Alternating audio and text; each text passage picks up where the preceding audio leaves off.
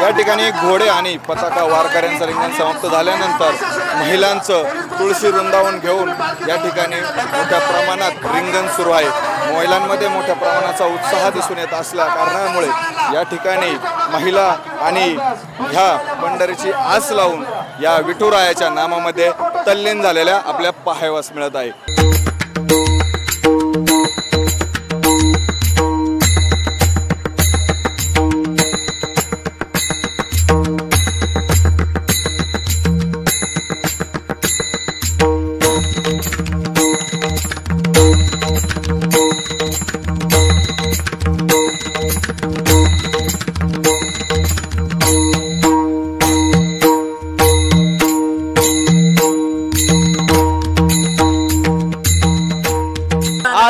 विश्वगुरु निवृत्तीनाथ महाराजांचा हा पालखी सोहळा चालू आहे। या पालखी सोहळ्यामध्ये दातली या ठिकाणी भव्य दिव्य अशा रिंगणाचं या ठिकाणी आयोजन केलेलं आहे। आपल्या समोर नाशिक जिल्ह्यातील युवा कीर्तनकार शिवा महाराज आडके आहेत। मी महाराजांना विचारेल, महाराज कशा पद्धतीने या पालखी सोहळ्यामध्ये या रिंगणाचं आयोजन केलं जातं आणि कशा पद्धतीने हा राबवला जातो? सकळई तीर्थे निवृत्तीचे पायी तेथे बुडे देई माझे मना, विठ्ठल विठ्ठल मना वेळोवळा हा सुख सोहळा स्वर्गी नाही। विश्वगुरु संत श्रेष्ठ निवृत्तीनाथ महाराजांचा पायी पालखी सोहळा श्री क्षेत्र त्र्यंबकेश्वर ते श्री क्षेत्र भूवैकुंठ पंढरीच्या दिशेकडे पायी जात असताना नाशिक जिल्ह्यातलं हे पहिलं रिंगण दरवर्षी प्रमाणे या ठिकाणी सिन्नर तालुक्यामध्ये दातली या गावात होत असतं।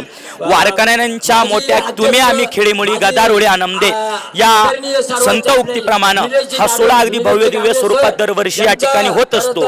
आणि रिंगण सोहळ्याचा म्हटलं की अवघे जिल्ह्यातले कीर्तनकार या ठिकाणी येत असतात। पण या वर्षीचा सोहळा जर आपण बघितला इतर वर्षी दरवर्षी होतं या सोहळ्यापेक्षा फार वेगळा आहे। याचं कारण आहे ज्या इथून मागे इतिहासात काही गोष्टी घडल्या नव्हत्या त्या यावर्षी निवृत्तीनाथ संस्थांच्या इतिहासात घडलेल्या आहेत। महत्वाचं म्हणजे की दरवर्षी निवृत्तीनाथांचा सोहळा प्रस्थान होत असताना फक्त या सोहळ्याला वारकरी संप्रदायातील मान्यवर असायचे। पण यावर्षी राजकीय क्षेत्रातील महाराष्ट्र नवनिर्माण सेनेचे आदरणीय राजसाहेब ठाकरे यांनी उपस्थिती लावली। त्याचप्रमाणे पालखी सोहळा सातपूरमध्ये आल्यावर आपल्या महाराष्ट्र राज्याचे लाडके मुख्यमंत्री एकनाथरावजी शिंदे साहेब हे या ठिकाणी आले। आणि विशेष या सोहळ्याचं एक नावलौकिक म्हणजे की इथून मागे या सोहळ्यामध्ये महिला अध्यक्ष कधीच झाल्या नव्हत्या।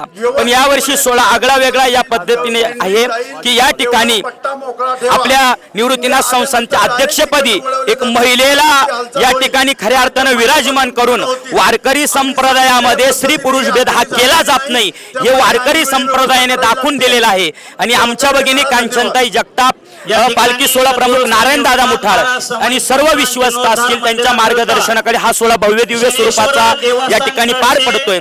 ज्या क्षणाची आपण आतुरतेने वाट बघत आहोत तो क्षण या ठिकाणी रिंगण सोहळा निवृत्तीनाथांचं आगमन काही क्षणात या ठिकाणी होणार आहे। आणि वारकरी ज्या सोहळ्याच्या आतुरतेनं वाट बघताय ते रिंगण आपल्याला या ठिकाणी बघायला मिळणार आहे। या सोहळ्याचं नियोजन असं असतं की पहिलं या रिंगणामध्ये या ठिकाणी अश्व पळत असतं, नंतर झेंडेकरी पळतात, नंतर तुळशीवाल्या महिला पळतात आणि मग सगळे वारकरी या ठिकाणी पळत असतात। आणि मग यानंतर शेवटची पावली रिंगण सोहळ्याचं शेवट होत असतो। म्हणून या सोहळ्याची आपण वाट बघतोय, तो क्षण जवळ येतोय। या ठिकाणी या सोहळ्यासाठी सर्वांना शुभेच्छा थांबतो आणि रामकृष्ण।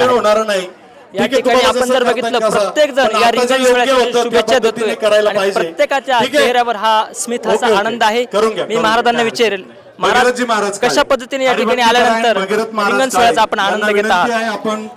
धन्य धन्य निवृत्ती देवा काय महिमा वर्णावा, शिवे अवतार धरून केले त्रैलोक्य पावन। खऱ्या अर्थाने सालावदाप्रमाणे याही वर्षी या दातली क्षेत्रामध्ये या निवृत्तीनाथांच्या पालखी सोहळ्याच्या रिंगणामध्ये सर्व कीर्तनकार महाराज मंडळी नामवंत वारकरी सगळे इथपर्यंत पोहोचलेले आहेत। जसा सालावादाप्रमाणे आनंद घेतो तसाच याही वर्षी मोठा आनंद, यावर्षी दरवर्षी जसा आनंद राहतो तसा याही वर्षी द्विगुणित आनंद आहे असं मला वाटतं। खऱ्या अर्थाने सगळे नामवंत युवा कीर्तनकार महाराज मंडळी, नामवंत महिला कीर्तनकार महाराज मंडळी, त्याच पद्धतीने ज्येष्ठ श्रेष्ठ कीर्तनकार महाराज मंडळी आणि संपूर्ण संस्थान कमिटी खऱ्या अर्थाने अट्टहासाने इथपर्यंत येऊन पोहोचलेले आहे। जसं ज्ञानोबरायांच्या पालखी सोहळ्यामध्ये रिंगण सोहळ्याचा सर्व वारकरी आनंद घेतात, तसंच याही त्र्यंबकेश्वर ते पंढरपूर जो पालखी सोहळा निवृत्तीनाथांचा जातो त्या पालखी सोहळ्यातील प्रथमच रिंगण दातली या क्षेत्रामध्ये पार पडत असतो। खऱ्या अर्थाने याही वर्षी मोठा आनंद या ठिकाणी लुटण्याकरता पंचक्रोशीचे सगळे भाविक भक्त इथपर्यंत येऊन पोहोचलेले आहेत। सर्वांना अवघ्या काही मिनिटांमध्येच या पालखी सोहळ्याच्या ठिकाणी आगमन होत आहे। महाराजांना विचारेल, महाराज या ठिकाणी आपण आल्यानंतर कशा पद्धतीने हा सुख सोहळा आपल्याला अनुभवायला मिळतोय? विश्वाचा तो गुरु स्वामी निवृत्ती दातारू नाशिक परिसराला आतापर्यंत 6व्या दिवसापर्यंत हा सोहळा येऊन ठेपलेला आहे। आपल्या दातली गावाला ह्या रिंगणात आलाय।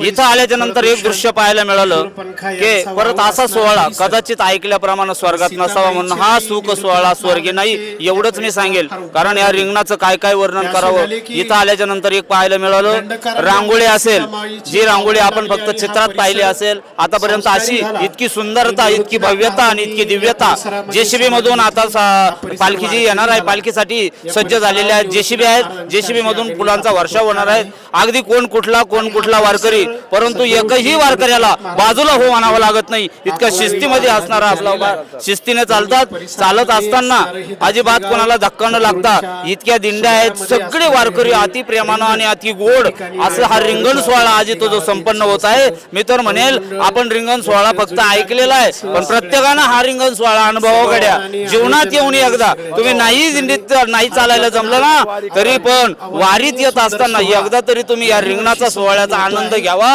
असा आनंद एकदा जर रिंगणात आलं ना तर परत जाऊशी वाटत नाही. असं वाटतं हे रिंगण अखंड चालत राहावं.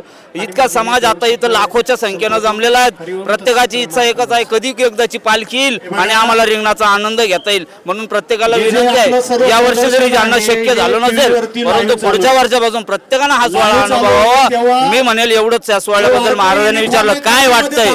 वाटत काहीच नाही, एकच वाटतंय स्वर्गामधला आनंद आपण इथं उभं बघतोय गड्या. रामकृष्ण हरी. तेही याची डोळा अनुभवूया निवृत्तीनाथांच्या संगे पांडुरंगाचा सोहळा. उत्तर महाराष्ट्र न्यूज नेटवर्क प्रस्तुत आनंदवारी. श्री क्षेत्र त्र्यंबकेश्वर ते श्री क्षेत्र पंढरपूर दररोज फक्त आपल्या उत्तर महाराष्ट्र न्यूज नेटवर्कवर.